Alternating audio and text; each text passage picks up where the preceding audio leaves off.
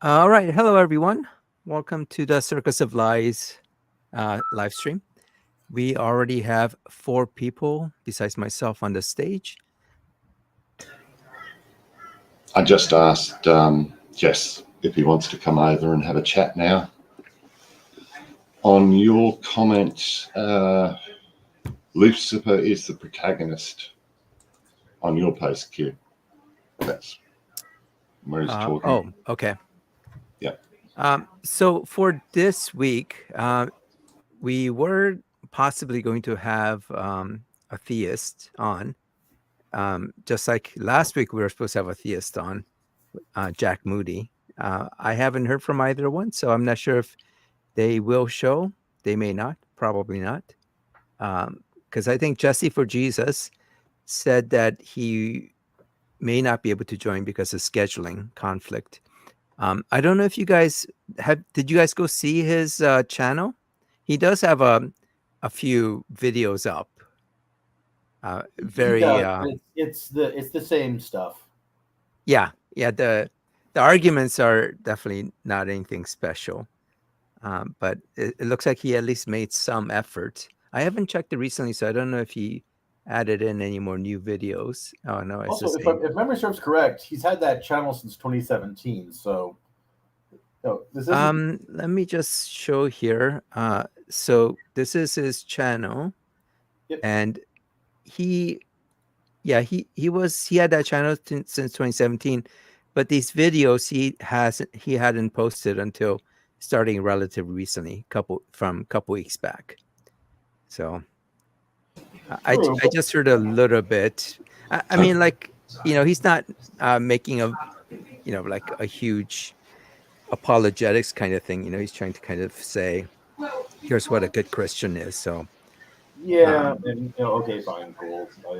That's one of those. I don't really have a dog in that fight, so I don't care what he thinks a good Christian is or isn't necessarily. Yeah. But I mean, let's at least point out the fact that unlike just about every other troll that comes onto the channel, A, he's had his channel for a while, and B, yeah, it's been within the last couple weeks that he put the videos up, but he has at least put content up. So we can Yep. at least, so he is at least making an assertive statement of his positions. So And it seems like he is interested in talking to atheists, unlike most of our other trolls. Right. So that just sort of falls into the category, in my mind, that falls into the category of giving credit where it's due, at least to that extent. Yeah. Well, I made this comment, I think maybe a day or two ago. The theists that come on this live stream generally are the ones that don't post regularly on the AXP. The ones that do post regularly, they are just too scared to come on. Yeah. Well, yeah, they know they've seen the they know what we've seen their quote unquote arguments, and they're rubbish. Yeah. So. So I did want to go through a few of them. Oh, go ahead, Jibas. How do I sound now?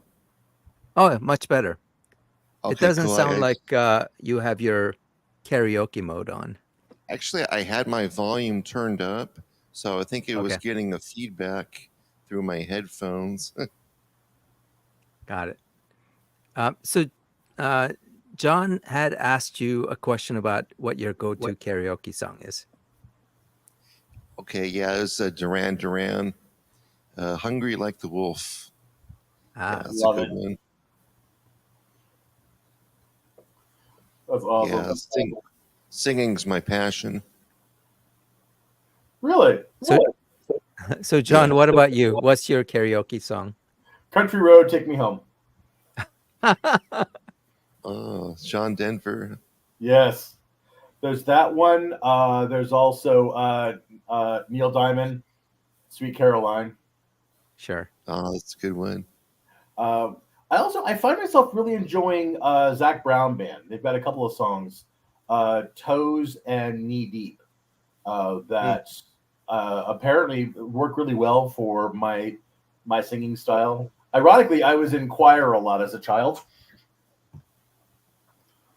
And so some of those longer held notes are more comfortable for me. But yeah, no, every Tuesday I go karaoke. Oh, wow. Yeah, the music that we had in church was great. This last church that I went to, I call it a mega church. It was awesome. They had real musicians, and it was just the songs were great. Yeah, Rest of it most of was those evangelical churches, they have, kind of a band and, singing. And, it does kind of, especially if you like singing, it does kind of create a pleasant experience. Sure. Well, plus, if you take a look at the gospel tradition, it's lively, it's jubilant to get you moving around, get the endorphins flowing.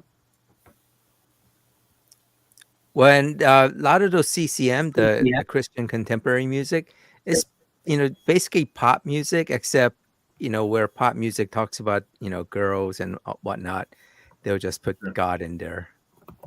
So it's like a love song to God.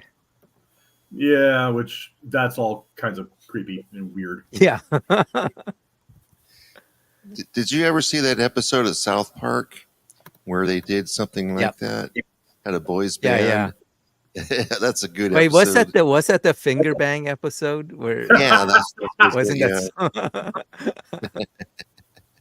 Yeah, I thought that was hilarious. All right, so I did want to talk about a few of the comments. I wasn't able to join too much during this week, but I wanted to talk specifically about Carl Hobson.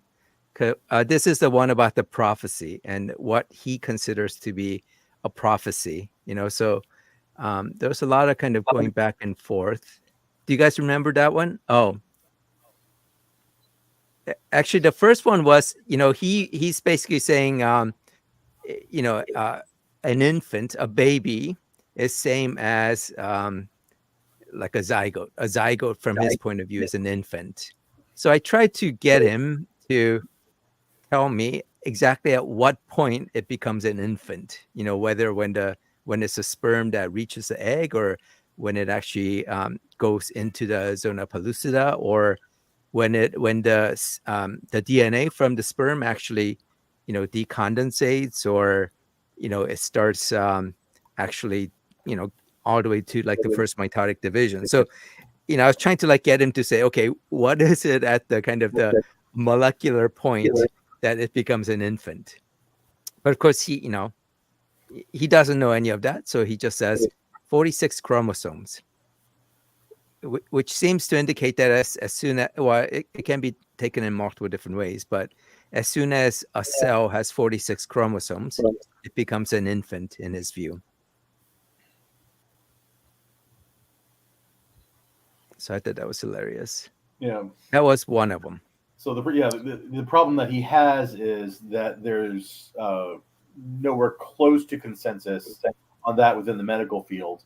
They don't have legal standing in any national court, and no country recognizes them as a citizen. So like there's on either a legal nor on a medical level does the 46 chromosome argument hold any water. Yeah, because every one of your cells have 46 chromosomes. Yeah. So like a stem cell potentially, especially with modern technology, you could take a stem cell and make a human being out of it. But we would not call us, or he wouldn't ever call a stem cell an infant. Or maybe he would, who knows? Well, that's kind of the problem with the life begins at conception, folks. When they start making that argument, say, well, wait a minute. Okay, so that's life, but then that means that sperm and egg aren't alive. So life is coming from not life. Well, they'll say it's life. They just won't say it's a human being. So Miranda made a but good it's a point. Potential human being. Yeah, potential human being. But I think when it, as soon as it becomes a fertilized egg, when it becomes a zygote, they're saying that it's more than just potential. It is a separate human being. But considering Carl doesn't seem to know much biology, so Yeah. Miranda raised a comment, there are some people who don't have exactly 46 chromosomes. Some could be less, some quite a bit more. Some people have 92. Oh, really? I never heard that. Yeah, they're 46. Like they've they're chimeras. People who have more than one person, sort of one fertilized egg involved in their sort of origin. Well, even in that case, it's not like you get a cell with, 92 chromosomes. It's just that you have you get a person certain with cells 96. that have 46 and another you get a set of cells person- that have a different 46. Yeah, but the person in its entirety has 96. Yeah, 92. Individual different chromosomes. Yeah. So that's interesting. I mean, with Carl, he obviously doesn't know much of the science or any science, and him and some of these other guys, like RB Wynn, I was going back and forth with him on that. I just want to have them on so I can kind of grow them on the science, but we know that's not going to happen. So the thing that I did want to discuss with you guys about Carl was about what he considers to be a prophecy.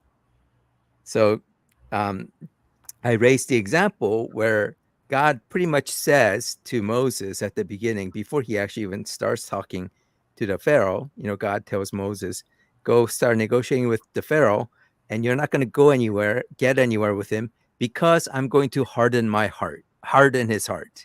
So he lays down a plan that this is what's going to happen. And, that happens. And from Carl's point of view, that was a prophecy that was fulfilled, which makes no sense. I tell you that I'm going to do something, then I do it. Yeah. Therefore, prophecy? Yeah. Well, it sort of is. If I say I'm going to go and get a beer, and then I go and get a beer, I've fulfilled my prophecy. Yep. I just... Well, but we know that's not the right meaning of a prophecy, right?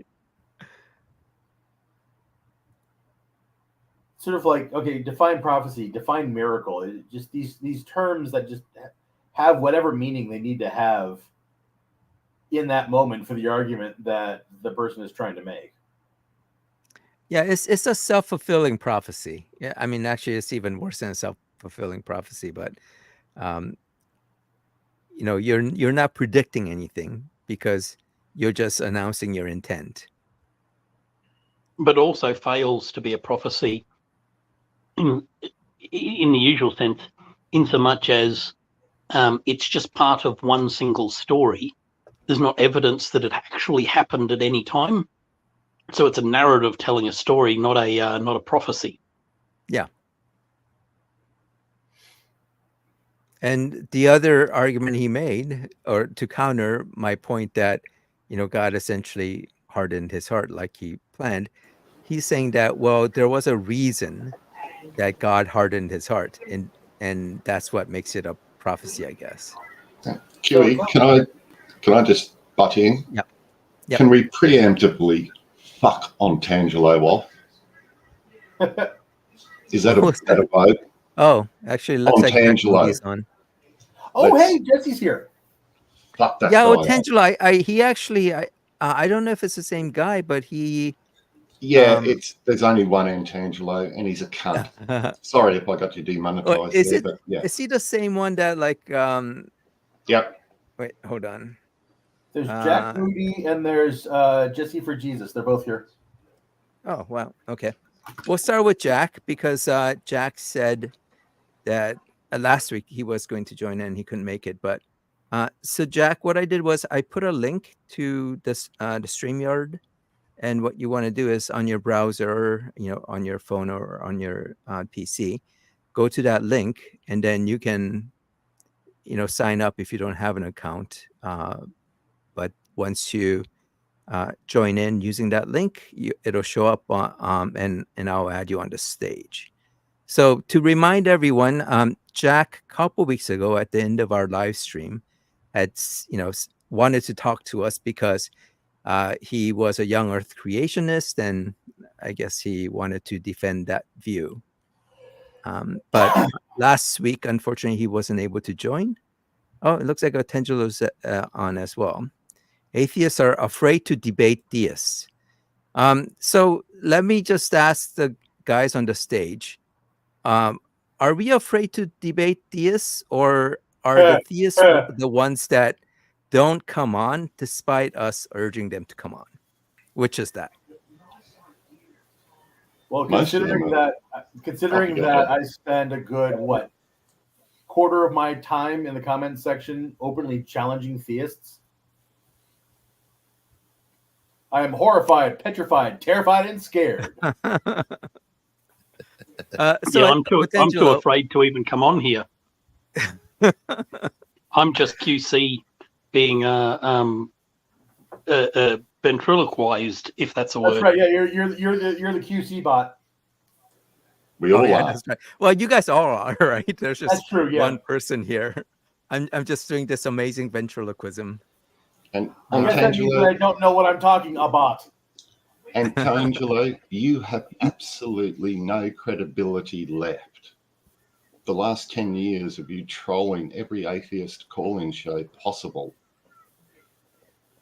shows that you're just a pointless idiot.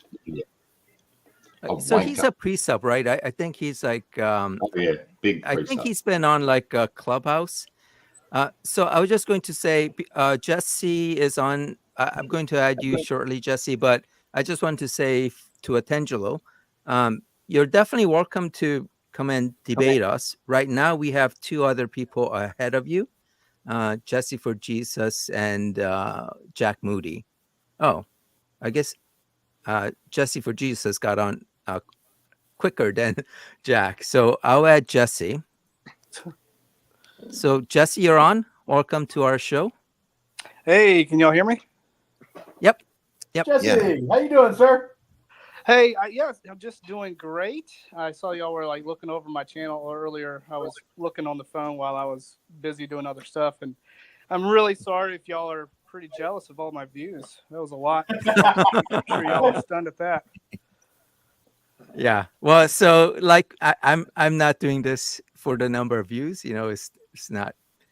And nor the number of subscribers. This is really just to kind of for entertainment purposes and to talk to different people, including other theists.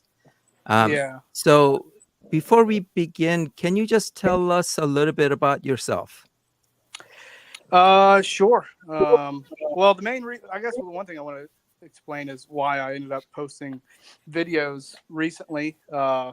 And that was a lot of family and friends that are on my Facebook. They just kind of aren't involved or know a whole lot about even their own faith. So I decided I used to just send them clips and videos of other teachers, but they would ignore it. And all of a sudden I started making videos and they're like, hey, wait, Jesse's making YouTube videos. So then they watched it. That was the main goal. And that's why there's so much little views. But a little bit about myself is I'm a dad of 3 children. I have a wife, and I've been a Christian for probably about 10 years. And before that, I was leaning towards more. I was about an agnostic, I would say. I wouldn't say I was full blown. There was no God. I just wasn't sure. And then I started working with this Christian guy, and when I started working with him, I started asking questions. Some of the questions he would answer, some he couldn't. But then I started thinking, well, are there answers out there? So then I spent about almost 2 years looking into it. And I finally just told my coworker one day that, hey, I converted. So what were you before then? Just like non-religious? Yeah, well, I grew up in a Christian home, you could say. We didn't. If you ask my parents, they would say they were Christians, but we never went to church. We didn't pray at the table. It was more of a cultural type of Christianity. And then I eventually started thinking, well, that's just kind of bogus. And only I started leaning towards, okay, maybe there's a higher power. And then slowly just started going, you know what, maybe there isn't anything. And then I met with this, I started working with this other lady who was big in evolution and everything. And she was showing me a lot of the stuff. Um, and I wasn't on board with that either. And I was like, well, I guess we're really not going to know anything. And I just left it at that for a while until that Christian guy worked with me. And started, and like I said, I started asking him questions, and he didn't have all the answers. But I figured there might be someone out there that has done the work. Well, but you are essentially a Christian, right? You grew up in a Christian household. I mean, there are a lot of people who essentially just grow up in a Christian household, and even if they aren't thinking deeply about, their religion, they're essentially Christians. There's no doubt I did. Yeah, if you were to ask my parents what they were, they would tell you Christians. But if you would have seen the household that we grew up in, you would have only assumed so because we live in America, and most people in America are Christians. But if a big Bible thumper, big time Christian guy that's on fire for Jesus came in here, came in my house and like, oh, yeah, I don't know about this, guys. I don't know if y'all are a Christian home or not, but Well, and I would say that there are a lot of people, a lot of Americans who consider themselves Christian, but really haven't thought about the belief, about the religion, the theology, right? They're just, they may go to church every once in a while. They may know some very basic parts of the Bible, but they haven't really thought about their belief or their faith. yeah, 100%. Yeah, there's no doubt. I would say majority of Christians are probably in that boat where um, they that was my dog disagreeing with me. Um,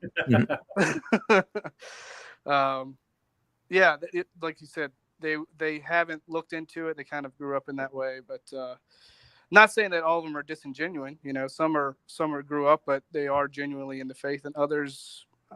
I worry that they don't really know what they're believing. That's why I started making my videos for my Facebook family and friends. So, what do you say to the argument that you are a Christian just by sheer accident of your birth, where you were born? If you were born in some Muslim country, you would believe in you'd be a Muslim, right? And because you were born in the United States, you essentially became a Christian. Well, what I would say to that is there's some outliers there. There are plenty of Americans here that also don't believe in the Christian God.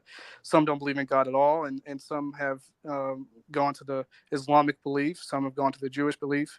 I work in a business. My coworkers, I think there's maybe 2 or 3 Christians, and all the rest are either non-believers or Muslims or Jews.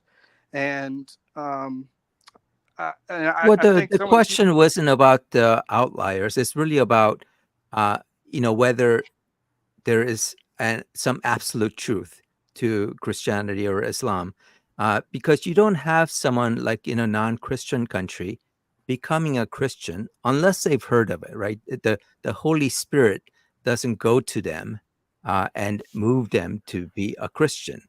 They become a Christian because some other Christian came and said, "Hey, this is a cool religion for you to get on."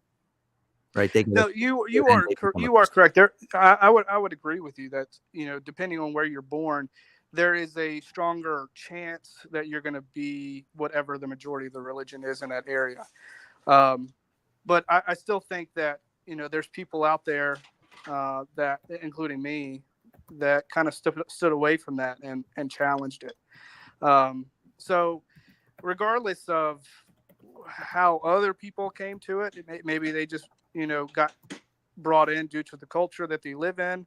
That's not my standpoint. At least that's not how I ended up becoming Christian. It wasn't due to my location. It was due to the 2 years I spent trying to figure just trying to figure it out, and just trying to see if there's some major flaws in it.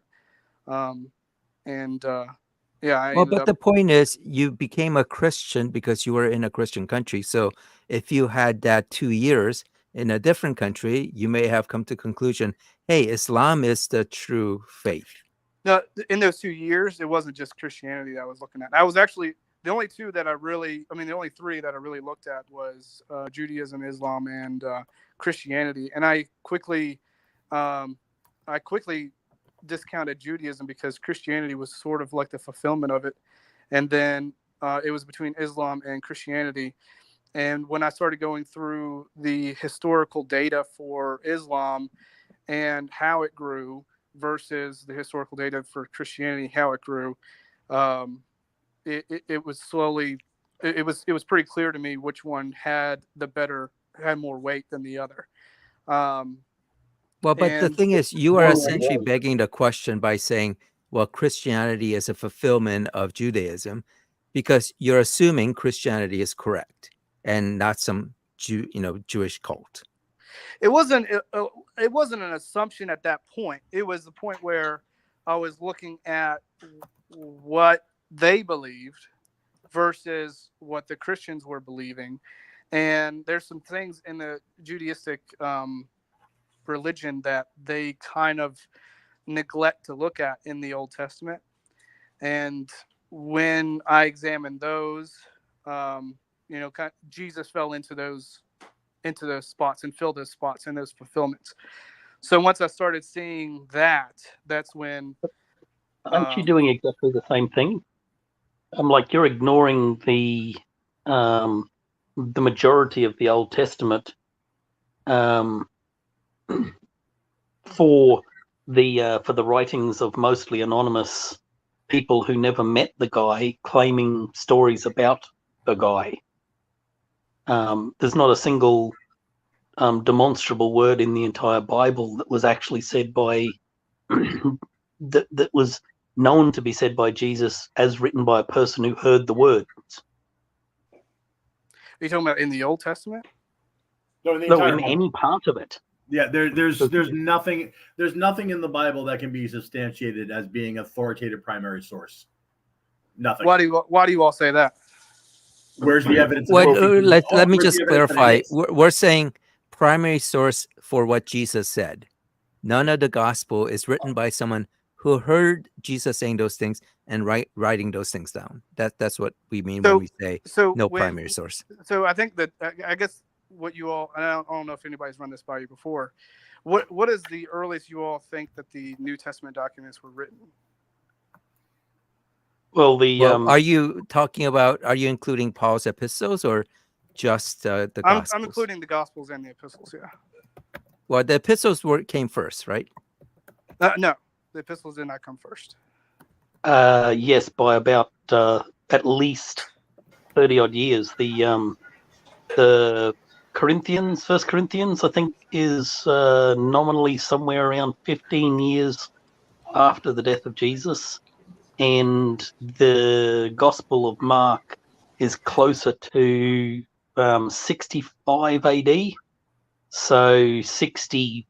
So what's that? 35 years after the death of Jesus. So there's a big old gap. You are correct, Blog. Pauline is the Pauline epistles are much earlier, and the book of John, the Gospel of John, is somewhere between 90 and 110 AD. However, if you look at some of the things that are written in the Corinthian and in the book of Acts and a lot of the other epistles, well, Acts was an epistle, but they link back to what the Gospels were saying. They link back and they reference things in Matthew, Mark, Luke, and John. They don't do that at all. Wait, so Jesse, why don't you give an example? Where in Corinthians does it refer to a written gospel? Okay, let me hang on. And keep in mind, Jess, that there are things that were written in the 5th book of the Harry Potter series that directly reference the thing that happened in the 1st book of Harry Potter, which foreshadow things that happened in the 6th book of Harry Potter. Just because a text says things and they kind of connect, that doesn't mean that it's historically fact. It just means that the story was really well written. Yeah. When I get those examples for you, I can post them. Yeah. Look, like, no worries there. And now, if, so are you now, talking about in Corinthians when Paul describes the Last Supper? I have it noted in something I've written years ago. I have to go get my journal out and look into that. But I do want to point out one thing is this. So if the epistles and the Gospels were written, within, I would say a lot of the New Testament documents by Paul and Luke were written prior to 70 AD, and this would fall in line of when these are being written and when the Gospels are being written. The people that would have heard and seen Jesus were still alive at the time. Would you all agree? Yes, Yeah, but that's not the argument we're making, right? Yeah. Additionally, none of the people who wrote it are those people who might have been alive at the time, nor were the people who wrote the Gospels local to the area. So at best, someone who was alive who heard Jesus talk had to have traveled out of the area to wherever it was that the Gospels were written, because it clearly wasn't in the area around where the story is written. I'll have to post, and then speak to Roman Greek-speaking people. Right. I'll have to post in the live chat afterwards. Also the chain of custody of the documentation of all of this, because the apostles they had students of their own, that took on the task of writing down or copying the manuscripts that they were given by those eyewitnesses. Well, just from a documentation point of view, the earliest documented gospel, which is Mark, is in like 65, 70 CE. But just going back to what you said in Corinthians, it mentions the gospel. So I think you're referring to 1 Corinthians. Which one is this? Hold on. I have it on the screen if you can see it, but it's 1 Corinthians 11, verse 23, where Paul talks about, actually, is this Paul? So the verse says, "For I received from the Lord what I also passed to you. The Lord Jesus, on the night he was betrayed, took bread." So it's talking about the story. And, presumably what's happening is in early Christianity, there was an oral tradition where people were, handing or telling each other these stories orally, passing them on. And it gets to Mark, at which point, he writes it down, and, we get the book of Mark. But prior to that, it's just been kind of people, telling each other, hey, this is what we heard Jesus said, or this is whatnot. And that's what Paul is referring to. So he's heard that story. Okay. Let's entertain that for a moment, if we will. Let's say it went down the way you are describing. Okay. A lot of the other historical figures back in that time, the earliest documentation for them, such as Tiberius Caesar, were written much further after his death. And the amount of manuscripts weren't anywhere near the number that they have for Christ. So I'm not sure if what you are saying is 100% true. I'm not seeing how it's a worst case compared to other historical figures that there is no debate on if they existed and did the things that were written down. Well, I mean, it doesn't matter. I mean, that's a whataboutism. So who cares, if we don't have... Well, I think it matters if we're not going to use the same criteria for Christ that we do for the other people. Wait, so let me ask you, can you think of the reason why the stories about Jesus is a little bit different than stories about Tiberius? Well, obviously the claims of Jesus are extremely massive. If someone's claiming to be God and have resurrected, and I don't think that the claims, just because the claims are massive, I don't think we should just throw it up as a lie. Because if it turns out, so wait, hold on. No one here said it's a lie, right? Or no, I'm not saying did you hear someone? No, I'm not saying you all said this. I'm just saying, because the claims are so extraordinary, you should look at them with extreme scrutiny and give it some serious time and investigation. And that's kind of what I tell other non-believers is, if anything, taking your dear time to look at Christ and making sure you have a solid foundation on what decision you're going to make, whether it's rejecting him or accepting him. So I feel like everyone should make that journey at some point, because But there is a lot of scholarship around early Christianity and Christianity in general. So it's not like it's getting neglected. There's a lot of studies around it. But Sure. exactly, you can't yeah, I know. expect everyone to be a biblical scholar, specializing in the New Testament, to, look into all these kind of archaeologies and other type of, looking at the documents. Some people So, don't even need to. Some people, some people, like you said, are just not interested in that. I'm just encouraging people to take it a little bit more seriously, because if you look at Christ, he's mentioned in the secular worldview, the Jewish worldview,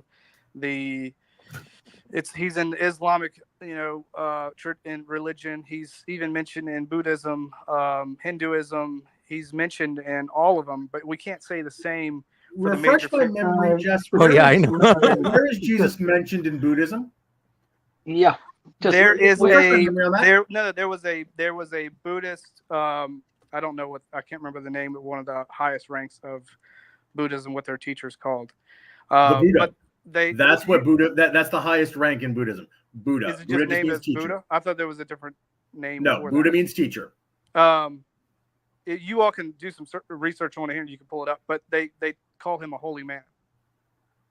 Okay. Yeah. When was that said? A long time ago. I don't Wait, know.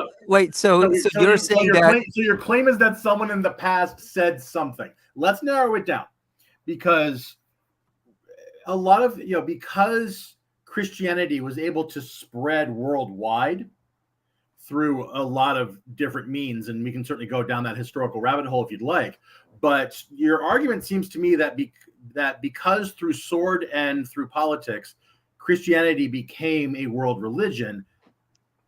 So there's going to be an effect there of other areas of the world where Roman culture, where Western culture has had its footprint and influence felt.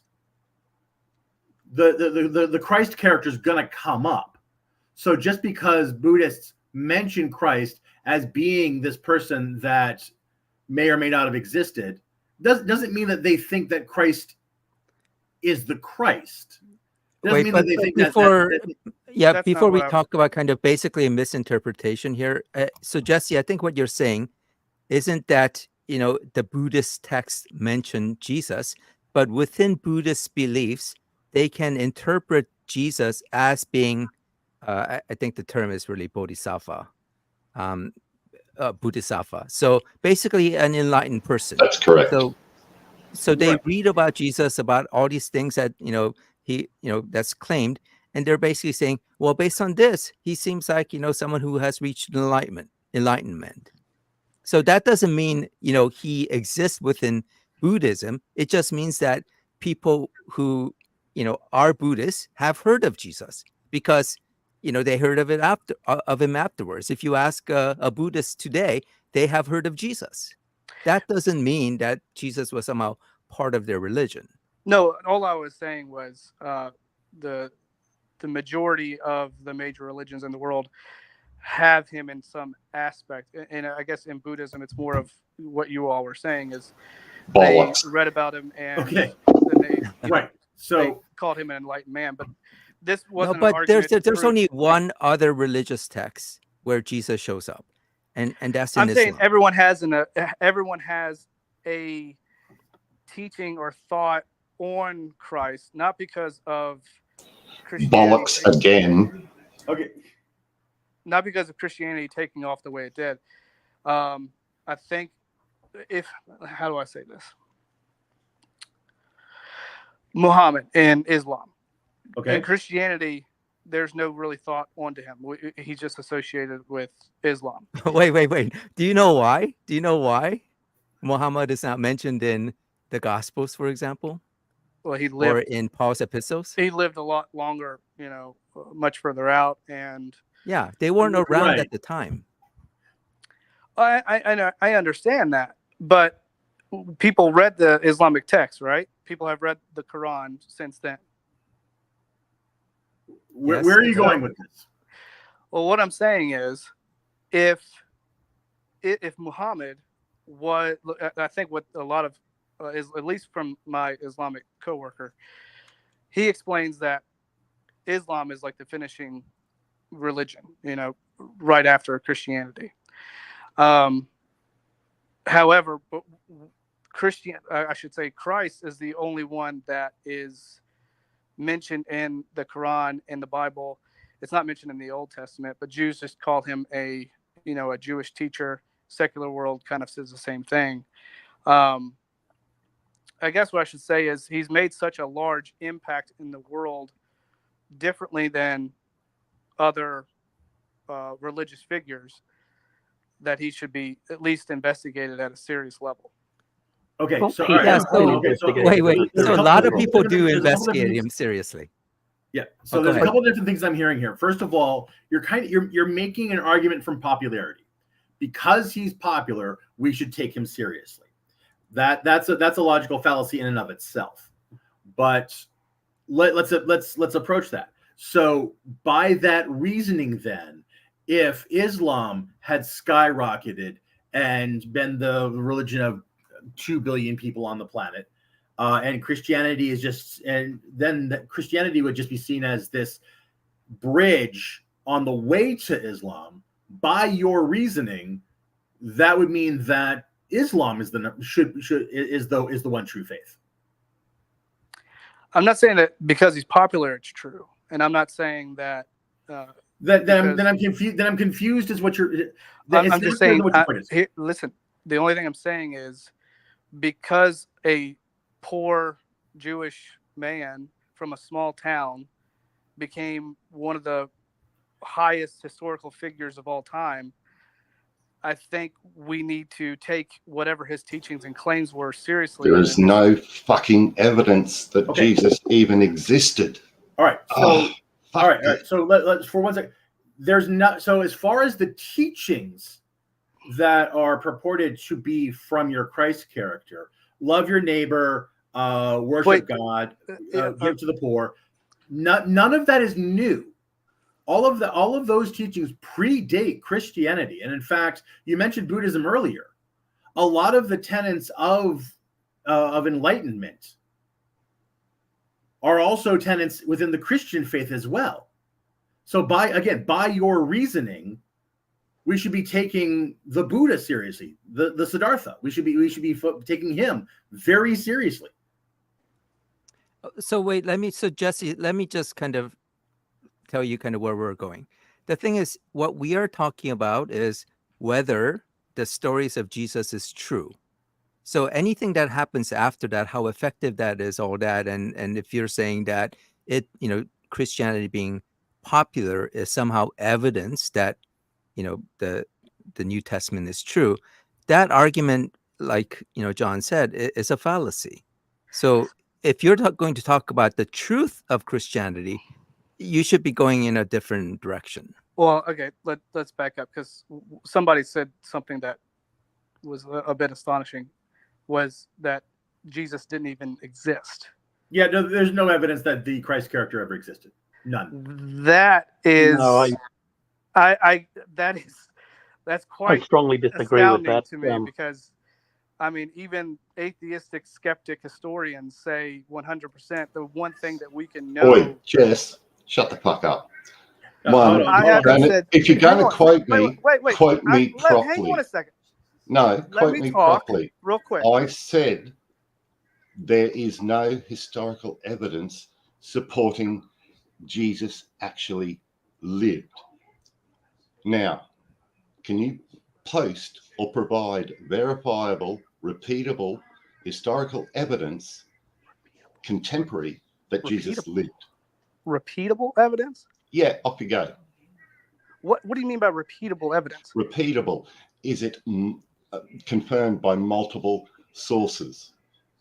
Yes, there's 9 sources outside of the Bible and inside of the Bible that You speak can't of. use the bloody Bible to I prove just said the Bible. outside of the Bible. 9 Yeah, Okay, sources. so what are the what's the evidence outside of the Bible? This guy's All right, Okay. outside of the Bible.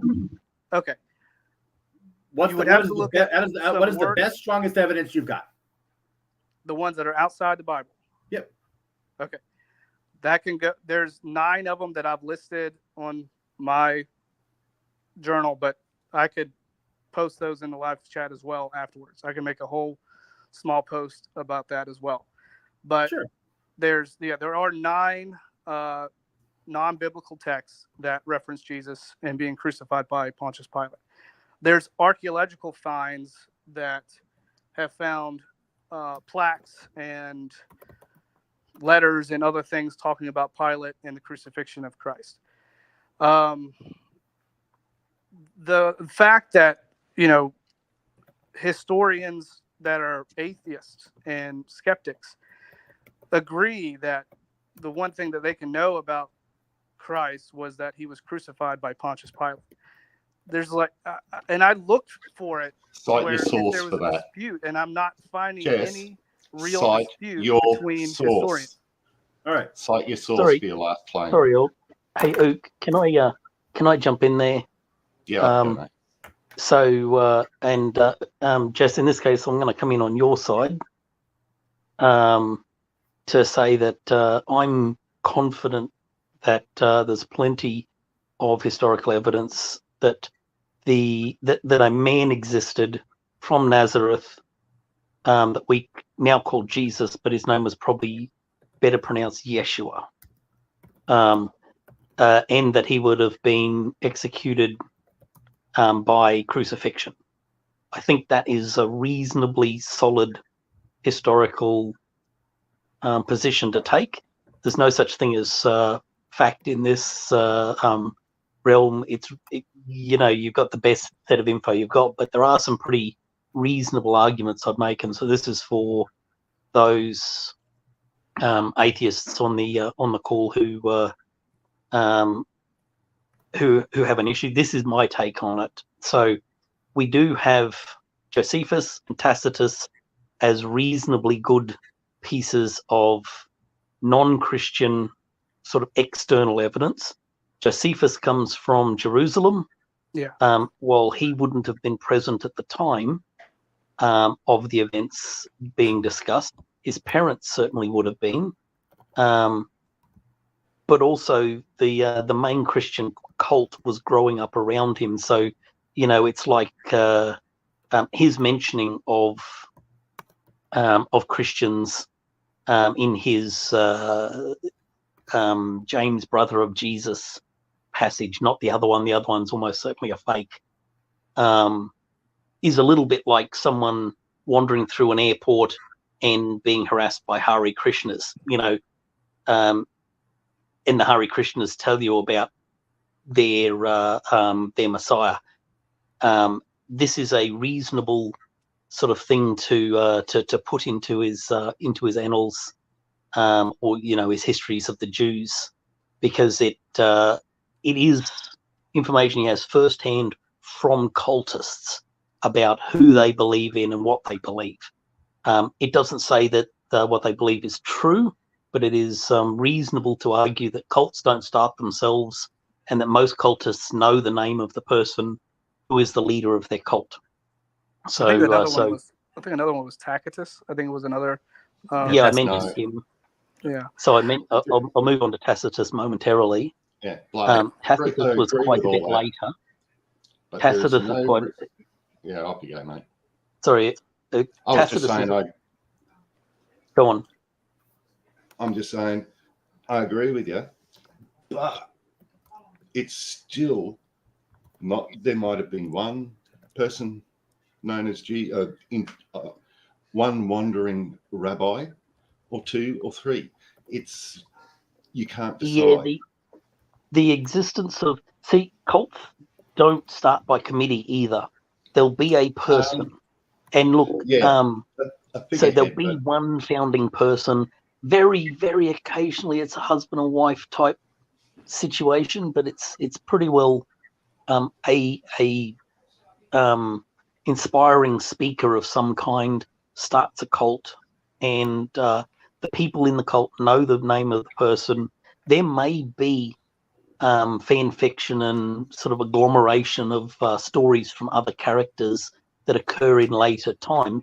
That's almost certainly happened in this case, but that doesn't change the fact that there was an original person there, just this one single person. So fact number one, cults don't start themselves. Fact number two, cultists know the name of their cult leader. So these are pretty solid sort of arguments that the cultists would have known who they were talking about, and Josephus is local to those cultists. So his mention is relatively good argument. Tacitus is less strong. Yeah, I'm willing to, for the sake of argument, grant that Jesus was a real person. That Christianity was based off one person. Yep. As That's for exactly anything else, no. There's a couple more we can get, couple more bits we can get, and I'll give you my rationale for the crucifixion. Is again the same thing, that it's almost certain that he was killed by crucifixion, because that is such a big chunk of the identity of the cult that it became. So it'd be weird for that not to be a true fact. Well, where did you get the Nazareth piece? How do you know? Yeah, now, how do we know that it was Jesus of Nazareth? This is an interesting one, because this is an argument that comes from the Bible because of the bullshit in the Bible. So we've got two stories of the what do you call it, nativity. So we've got a nativity story in Luke, and we've got a nativity story in Matthew, and those two stories are contradictory and cannot be reconciled. Now, here's an interesting thing. If Jesus wasn't from Nazareth, if he was, for example, from Bethlehem or from Jerusalem, wherever, let's say Bethlehem, there's a prophecy that both of those writers are trying to fulfill, that he comes from Bethlehem. If he was completely made up, you just make him up as coming from Bethlehem. You don't need all this bullshit story. You don't need these two separate bullshit stories to try. Yeah, and also you wouldn't use Yeshua, right? You would say he was named Emmanuel. That's right. He'd be Emmanuel from Bethlehem, and you just go with that, because well, Emmanuel stood. The translation for Emmanuel was God with us. Yeah, but every single every Hebrew name has that. Yeah, has some type of meaning. Every single Jewish name works that way. Almost more than half of all Jewish names means something. God is with us, or God is strong, or I'm with God. I think it's pretty well all of them. Yeah, a lot of Hebrewic names do mention something regarding God, but I wouldn't say that over half of them. I went through a list of common Jewish names, and it is pretty well up in that vicinity. It's really high. I think that's probably another reason why they had to mention, when you're reading through the text, you have to periodically say Jesus of Nazareth, because that, or Yeshua, because that name was pretty popular in those times. So that's another reason why we can kind of confirm that was the town he was from, because they're trying to distinguish. They're trying to distinguish which Yeshua they're talking about. Yeah, but also because of this weird story. So you've got these two contradictory stories. One of them, which has to occur somewhere around before 6 BC, and the other one has to occur somewhere like after 4 AD, or the other way around. It might be 4 BC and 6 AD. But it's a 10-year gap between the two stories. So one of them has King Solomon, not Solomon. Who's the king who was David? No, the one who was wanting to kill Jesus, Herod. so they had to Herod, flee yeah. to Oh, Herod. Yeah. Herod. Herod. That's him. Yeah. So in one story, they travel to travel up to Bethlehem, and they have to flee to Egypt to get away from Herod. In the other story, they start in Bethlehem. They might start in Bethlehem, then flee to Egypt, and then they can come back to Nazareth, and that's where he grows up. And in the other one, they have to travel to Bethlehem for this census, which is not how censuses work. Yeah. So they've got these two unreconcilable stories that have to be concocted to come up with a way to fulfill a prophecy yes, because both of those authors were really keen to have Jesus tick as many Old Testament prophecies as they could get their hands on, so they concoct their stories to get him to Bethlehem to be born there. So how did they plan the prophecy of Psalm 22 for the crucifixion of Christ? It's not a prophecy. When Psalm 22 was written, crucifixion wasn't even thought about at all. Yeah, but it doesn't say crucifixion, right? It describes a crucifixion. I think there was another verse in Isaiah also mentions. Well, have you heard of what post hoc justification is? No, you can tell me. So you basically take existing, let's say like a prophecy, and you try to make it fit something, after you find out information about it. So in the case of the Psalm 22, I think it says something about something. I think it describes some kind of like bones out of joint or something, and then people say, oh, that means, or they have pierced my hands and feet. I think that's the one. Yeah. And then you say, oh wow, that's gotta be crucifixion, right? So that's the post hoc justification, because you know what crucifixion is, and you're trying to make it fit into that. Well, Christ calls back to that exact psalm when he's being crucified. Because they knew, or the writers of the gospel knew Psalms 22. So while he's up there on the cross bleeding out, he's going, oh, here's my chance to call out. Or you can say the writers who are writing the story say, hey, I'm going to have Jesus refer to Psalm 22 so that we have this connection to the Old Testament. Could that be a potential possible explanation? Everything's a possibility. You are right. However, let's think about these disciples for a moment. These people that wrote this down and the ones that died for what they were claiming. Well, wait, hold on. We are just talking about the writers of the gospel. Right. They're not the disciples. Now, but the disciples themselves, did they not die for what they were claiming? But did they write the gospels? I would argue, yes, they would have been the writers of the gospels. But you have no evidence. Now there was two historians that I've written, or not I haven't written about, but I've read through that kind of explain, and these aren't believers, but they're I don't think it, okay, wait. So before we get to that, let's finish up the Psalms. Let's just finish up the Psalms. So I pulled up the verse. Dogs surround me. A pack of villains encircle me. They pierce my hands and my feet. So, obviously the pierce my hands and feet can be made to say, hey, that's crucifixion. But, dogs surround me. But we've already have to extend it more. Can I put a pause on it real quick? Yep. They pierced his hands and his feet. Okay. We've already noted, I don't know, 10 minutes ago, 20 minutes ago, there was a gentleman here that also mentioned it, that the crucifixion happened to Christ. It wasn't something that they just wrote down. Wait, but that's not my argument. I'm not saying that that he wasn't crucified. I'm saying I'm disputing your comment that Psalms 22 somehow predict as prophecies, his crucifixion. Okay. And my point is in that verse. Yeah, go ahead.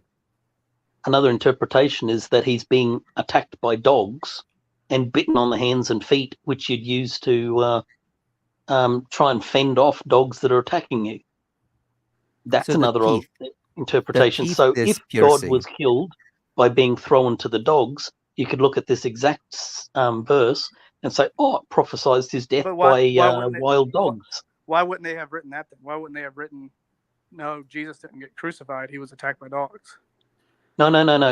I'm saying let's assume a world where Jesus wasn't killed by crucifixion. He was killed by being thrown to a pack of hungry dogs. Right. Well, what I'm saying is, if you're going to No. make it Let up, me finish. Sorry, Okay. Jesse. Just let me finish there. So I'm just throwing up a hypothetical. Okay. Jesus wasn't killed by crucifixion. Let's say that the Roman punishment for treason and heresy was to be thrown to hungry dogs that tear you apart and eat you that way. Mhm. Christians following that could look back at this exact verse and do exactly the same as has been done there and say, "Oh, look, dogs surrounded me. How did they prophesy that Jesus would be killed by a pack of dogs?" It's post hoc. That's why it's post hoc, because it's interpretable in multiple ways. Here's my question for you, Jesse. Let's assume, for the sake of argument, that Christ was a real person. I don't buy it, but fine. Let's assume, for the sake of argument, that he was. Was Psalm 22 common knowledge? Yeah, that would have been something Okay. that they. All right. So the answer is yes. So if I'm the PR agent, if I'm a believer of this Christ character, and I know, and it's common knowledge that Psalm 22 is around, wouldn't it make sense then that, to bolster the claim that this person that I believe is the Son of God, wouldn't it make sense that I would say, "Hey, look, here's how they're connected"? Not that they are connected, but that I'm going to write the story down in a way that makes it as connected as possible, whether or not it's true. I guess I have a question for you. What Hold on. else? Wouldn't it be in my interest to do it that way? Since Psalm 22 is common knowledge, If you and want, I've got this cult leader that I really believe is the Son of God, so wouldn't it make sense that I would write the story down in a way that connects those two? I would say, if you wanted to look at that way, and that's how you want to interpret it, that's fine. I mean, I don't look at it that way, because the from what I believe is that the Gospels are written by the actual disciples, or they had their students do it. My point is simply this: you used a great word there, believe, and you also are believing something. Right. And that's actually my point, is that we're talking about belief versus belief. So we would need something objective to create facts so that we can know these things. See, you're speaking you're speaking as if you know that your Christ character is the Son of God and that you know that your God exists. So you're speaking from a place of knowing something. But really, what I'm hearing is reasons why you believe, but not objectively know. Can you see the distinction there? Yes. Okay. So from my perspective, and just to be super oversimplified, in terms of the position that my atheism comes from, that if you look at the history of gods, Christian God, Jewish God, Thor, Odin, all the gods, they do a great job of explaining the things around us that at the time we don't understand. But as our knowledge and as our understanding of the world around us deepens, the attributes and the things that we attribute to these gods begins to shrink. We don't need Ra, we don't need Set anymore to talk about the flooding of the Nile. We understand those things now. We don't need we don't need sun gods. We understand that the sun is the center of the universe or the solar system, and we go around the sun, not the sun going around us. So the power of God, the responsibilities of God keep shrinking. There is nothing that science has provided a better answer for all of these things, but it's never gone in the opposite direction where religion has been able to provide a better answer. And yet every point in time when we look at history about how we as human beings act when we have this gap of something that we don't understand, we fill it in with a spiritual answer. And Christianity is no different. Let's let Jesse address that before going on to more. Yeah. Okay. Is it sort of like, is it from what it sounds like you were describing, it was more of like the God of the Gaps type of deal? Yeah, exactly. Yeah. So I don't agree with the God of the Gaps. Obviously, that's not a shocker to you all, me saying that. This is my surprise face. I think that further we go along, I think what we're seeing, what we're discovering is just how well he designed everything that's out here. Yeah, I'm pushing back on that. We might not agree with the design itself. Some people have issues. Well, with no, that. you're presupposing the design, right? So instead and of you all are proving it was designed, and you all are presupposing it wasn't designed. Well, no.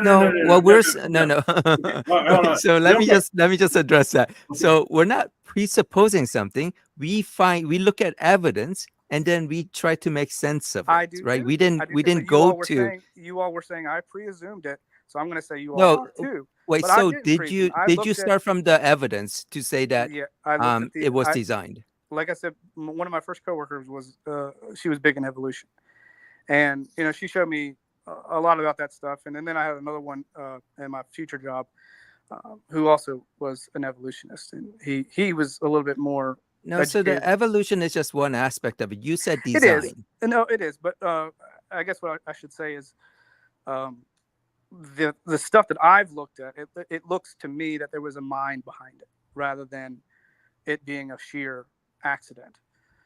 But that goes directly back to what John is saying, right? Previously, when we didn't know some things, we said it was set or whatever. And later, as we learn more, understand the universe better, we come to see that there are naturalistic explanation. So saying, it seems kind of complicated and we don't understand what love is. So therefore God would designed it. That's, that's I don't think it's evidence leading you to that conclusion. It's not me not understanding.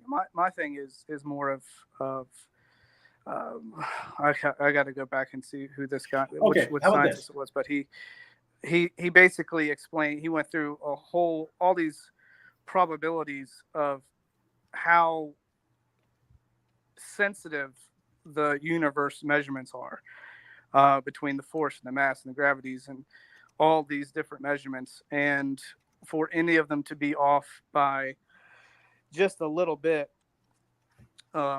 would result in a universe that never actually succeeded. So looking at that, and then looking at some of these biological scientists who some are believers, some aren't. They point at things that are at the micro level that pretty much destroyed, like what Darwin was talking about. Wait, so I mean this, I love this topic, and this is a big topic, but I do want to save it because I want to stay on topic. So we just got done talking about Psalms 22, that it doesn't make sense to say that that's somehow prophecy that Jesus would be crucified. Okay. But we can go back to that if you want. No, so what you were starting to go into after that is that you have some evidence that the apostles wrote the Gospels, and you were going to give us something. No, well, I guess what I was going to do more of was I was just hinting at that, but and there's two historians that I've read up on that talk about this, that the disciples can be the authors of those Gospels, and I can source those as well. But so you're saying that it could be is a hypothesis. It's not like even evidence. even the secular ancient historical figures such as like Caesar and Alexander the Great and somebody else. Some of those things historians even say that some of that what's written is assumed to have happened.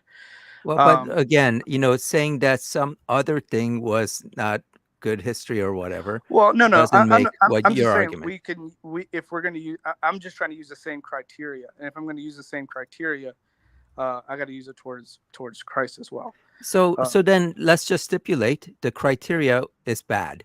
Our history of, Alexander the Great and all these other people, even Abraham Lincoln, Ronald Reagan, all those, are not good history. Okay, so we stipulated that. So let's try to, but, we're saying that, well, then if we do good history, how do we know that the apostles wrote the Gospels? Okay. Yeah, and once I get those two sources for you, I'll note those as well. But Okay. I guess I do have a question for you all. Yeah, Oh, wait. Before you do, let me just make one comment, because Jack Moody, in the comments said, I see you atheists are afraid to allow Ortangelo in the live stream. And I responded to that, but let me just let Jack know if he's still around. Initially we were going to have you on first before Jesse, and you didn't connect in. Jesse connected in first. We've let him on. If you are saying that, hey, you're not going to get on and you want Ortangelo to come on before you, we're perfectly willing to have him after, Jesse has, completed his discussion with us. And if it's not by the end of this or before the end of the stream, then I invite Ortangelo to come on next week and talk to us, and we'll give you priority over Jack. So that's just my comment to Jack. Go ahead, Jesse. I guess my question is so I can't remember who it was. I think it was Blarg that was talking about the outside of the Bible sources that speak about Jesus and his crucifixion. So, and some of you all have warranted him to an extent that he existed. I guess it would be more of a question towards Blarg or anybody that truly believes that Jesus was a real person. So the historical evidence is claiming that he was real and he was crucified and he was put into a tomb. Now, I guess my question is to you all, the main thing that sparked this whole, Christianity movement was the claim of the resurrection. My question is, what alternative explanation do you all have of the explosion of Christianity if the resurrection was false? Quite simple. Blood, sword, and oppression. Yeah, it's really easy to convert people when the choice is believe or die. Wait, so Jesse, if Islam, has a bigger explosion and more people get on it, does that make Islam more true than Christianity? I guess I should have worded it differently. Hang on. I'm going to give you a chance to rephrase that. How do you all explain the empty tomb? The what? The empty tomb. According to which gospel? Yeah, which of the gospel story are you talking about? Where is this empty tomb? Well, the empty tomb is mentioned in, I believe, all the gospels. Hey, Jesse. Okay. I actually have a very simple answer for you. What's a grave robber? It's someone that steals from a grave. Why are there very few if I steal a corpse, what do I leave behind? I don't know. I've never robbed a grave. Yeah. John, also a good question is, why are there very few mummies in pyramids when they are the burial place of Egyptian kings? They resurrected. Yeah. Yeah. So Jesse, I'd make an argument that the empty tomb is not even necessarily a true story. See, correct. I'll draw a line there. Like, I support the historicity of the crucifixion and of Jesus of Nazareth, but the earliest source we have, the source that's closest to the crucifixion, is 1 Corinthians. And those early epistles of Paul, and it's not in there. There is no mention of any empty tomb, any tomb of any kind in the epistles. It only pops up like AD 65, in that sort of range, is the first time anyone mentions that such a thing exists. And that's a real curiosity that Paul failed to be aware of this, being that it seems like the absolute foundation of the religion, that there needed to be, that this tomb existed, and it doesn't seem to hold water to me. Not to mention the fact that if you did have somebody in a tomb, which I don't even concede that point, you can't tell me definitively that we can rule out grave robber. Well, if I steal a corpse out of a coffin, you've got an empty coffin. Grave robbery was the first. Grave robbery was the first storyline that was presented by the Jews and the Romans when it was first claimed. So how do we rule it out? Yeah. Well, the way we rule it out is the Roman guards were protecting the tomb while he was there. Wait. Yeah. Which No, gospel not a says thing. that? Which gospel says that the Roman soldiers were guarding the tomb? It should be all four, right? If it's true. It's in there because the Pharisees go and tell him, "Hey." So that's in one of the gospels, right? The other gospels don't mention, but that there were they don't have soldiers. to. They don't have to. If one mentions it, here's something that I've learned with the 2 years that I was looking into it. If stories align too much, it almost becomes less likely to be true. When there's differences or so-called contradictions in these stories and these eyewitnesses, they actually hold more weight than if we were reading the same story almost word for word. Wait, so if they were consistent, because it's less accurate. Hang on, there's like 4 questions. Your argument is it's more accurate because it's less accurate. No, my thing is because they're not telling story word for word with the same details, then the higher the accuracy, the less accurate it is. That's not what I said. I think it's different details answer different questions. I can't remember whether or not there were Roman guards. That's not that's kind of part of the story. Just a second. There is one gospel that mentions Jesus getting hit, and they say, "Prophesy," who hit you, which is a strange question. And then you go to the next gospel, and I'd have to look up which ones they were in. But you look at the next gospel, and you find out that Jesus' face was covered up. So now you kind of put those pieces together. Oh, okay, that's why that other gospel mentioned the question, Jesus prophesy, and then how important is it that Jesus be resurrected by the third day and not in the tomb? Is it a low, medium, or high importance? It's if the resurrection never happened, then the whole thing. Low, medium, or high? Just answer the question, please. Low, medium, or high? It's high. Okay, so would you say that it's extremely important? Vitally important? Would you disagree? For the faith, it's vitally important, yes. Okay, vitally important, extremely important. Okay, go on. All right, we agree. Gotcha. So important that only one of the 4 people write it down? What do you mean? It only shows that a guard being there to keep grave robbers only shows up in one of the 4 gospels. I think it's in Matthew. Is it Matthew? I think it's in Matthew. I'm not 100% sure on that, but it doesn't matter if it's in. It doesn't matter which one it's in. It's only in one. This extremely important detail. No, that is the cornerstone that's at the cornerstone of the resurrection story. Yes. So extremely important that it only shows up in one of the 4. It's not so important that all 4 of them would agree to write it down. One of them found that the detail of the Roman guard was important. The other 3 must not have. But the more important detail. The more important detail is the resurrection happened, not that there was a Roman guard there. But you just So the detail of the Roman guard being there is how you're able to definitively rule out body snatchers, which is how you know that he rose and the body, and that's why the tomb was empty. So John, I think that his point is that, it doesn't mean in the other gospels that there weren't soldiers.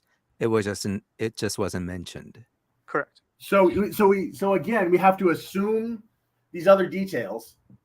Like this is the part that really gets me whenever we start talking about these inconsistencies, and apologists try to say, well, because it's less accurate, that makes it more accurate. No, because we don't have these. Not less accurate. It's different. It's just different. It's a different. Right. There's a difference between different and contradictory, though. How is the other three not mentioning the Roman guard a contradiction? Because again, we want there to be this high level of accuracy out of the Gospels, except when all of a sudden there are these gaps of things that are and are not mentioned, especially when we've already established and you've already conceded that the Gospels were written at different decades. The only way that there would be a contradiction in that detail is if another author, another gospel writer said there were no Roman guards at the tomb. Okay, so all right, let me just take that, John. So, I think a lot of apologists do this, where if one gospel has something but the other one doesn't, you can just say, hey, they just stress different parts of it. But what I'll ask you is, how many people went to Jesus's grave? I believe it was. Well, it depends on who you read, and then you get a different number. But I don't have. Wait, so that's precisely my point, right? That's not a information that's missing in one and only just in the other. This is where each of the gospels have different number. Right? No, they give a different name. They give a different name on who they're mentioning. They don't give a different number. No, they do give a different number. Come on. I would like to, if you want to pull up the gospel stories where they show who went to the grave, I don't believe they gave numbers. I believe they gave just the name. They give the name. So right in Matthew, it was Mary Magdalene and the other Mary. In Mark, it's Mary Magdalene, and next Mary, the mother of James, and then Salome. So that's 3. In Luke, it's Mary Magdalene, Joanna, Mary, the mother of James, and the other woman with them, which is, more than 5. And then in John, it says it's just Mary Magdalene. It's just, that's all it says. It was just Mary that went to the. Yep. It was, that was the other women are not mentioned. They might not have been mentioned, but does it say it was just Mary? Or did it say that Mary went to the tomb? Okay, so you're saying that if it just mentions Mary, it's because the other woman, like Mary, mother of James, wasn't worth mentioning? It could be that precise gospel writer didn't want to mention or didn't think to mention it. So, I mean, the thing is, then you're just ascribing, intent on all these people. So when one gospel differs from another, you can say, well, this gospel writer only wanted to stress this other part. But, like I said, when there's kind of difference in one missing on the other, but what about the ones where it's actually mentioning other women, but just a different group, different names? Why would they do that? Is it because like Mark didn't like, or Matthew didn't like Salome? No, So I believe Salome? No, there was a psychological. There was a psychiatrist I read on this one time when people kind of recall traumatic events or big time events in their life, sometimes they leave out certain details or they change the smaller details, but they get the big thing correct. So that's true. If Mary wrote this, each of the Gospels, she might have been, traumatized and didn't mention the other people that went with her. But this isn't the person who was traumatized or, was a big thing that is writing this. This is someone writing decades after the event. Which actually gives more weight to why the names are different. If I'm writing something that, let's say I witnessed. No. That's a really horrible argument. Like when you said, because there's more. Let me explain it. Let's wait. But first, in terms of discrepancy, when you said that there's difference in stories, it makes it more likely that it's true. But you would say the same thing if the stories actually were consistent. Hey, these were consistent stories, so it's more likely to be true. So it's going to be more likely true for you regardless. From what I've learned, if eyewitness testimony is written too consistently together, with details almost no differences in them, detectives nowadays would look at that eyewitness and say, okay, there's something up here. Their stories are far too aligned and perfect. When they get stories or eyewitnesses on crimes that they've seen, if they see weird detail differences, like someone might say he was wearing a jacket while the other one says he was wearing a long sleeve shirt or a t-shirt, when they see differences like that, they start to give the eyewitnesses more weight. And there's detectives that talk about this and explain why that is. But at the end of the day, when the eyewitnesses all agree on the big event, that's when it holds weight, not because they mention different details. The differences in the details actually allow the detectives to give weight to those testimonies. So if there were 3 eyewitnesses to a murder, and one person said there was a huge gorilla with this person, with the murderer, and another person says there was a giraffe, and then the third person says, well, this guy was with another accomplice, and this is what the accomplice looked like. Yes, if that murder happened at a zoo, and I'm just joking. Yeah, so if it happened at a zoo, and one person mentioned huge gorilla, the other person saw a giraffe, you don't think that there might be some issues with their accounts? No, according to detectives, and there's a few apologetic. I think you're misrepresenting that study, because it's going to be very. I'm not. I promise you, I'm not. I Okay. promise you. I don't think it applies to this type of scenario where someone is recounting an important religious event. So they're not just writing down, hey, this is what I think I remember. They're putting all this story together based on all the different, oral traditions. They're writing down what they remembered, but they're only remembering specific details that their brain captured. They weren't there throughout the, Jesus's ministry. They didn't hear Jesus say that firsthand. They're writing down what they heard within the oral tradition of early Christianity. So I guess my question is why do you think that the eyewitness accounts aren't eyewitness accounts? Because there's discrepancies. No. Is the last word of Jesus on the cross important? If it's important, all of them will write something consistent down. But go ahead, Blarg. Sorry. We could go around this topic for a long time and not actually make any progress, because you can make an argument in each direction. Yes, if people repeated so if you had some gang members and they all came in, someone got shot and they all came in, they all told exactly the same story, word for word, you'd argue, yes, they've been coached by somebody to stick to this script and not say anything else. Contradictory. On the other hand, you could have the people come in and they tell wildly different stories, and then you'd say, okay, they're all lying and making up stories, that doesn't kind of get us anywhere in this case. So what we've got are stories that don't necessarily align, stories that also don't align with things that are known historically, like the fact that there's no reason that Romans would be putting a guard outside any tomb anyhow, nor do we know that there was a tomb. Rather, we've got some stories that evolved at some point, 30 plus years after the events, as they've travelled across the Middle East. So we can't really get any path out of that. I guess, so I guess the only thing I can direct you to, while you were making that point, I was looking up one of the guys, and I have them noted here.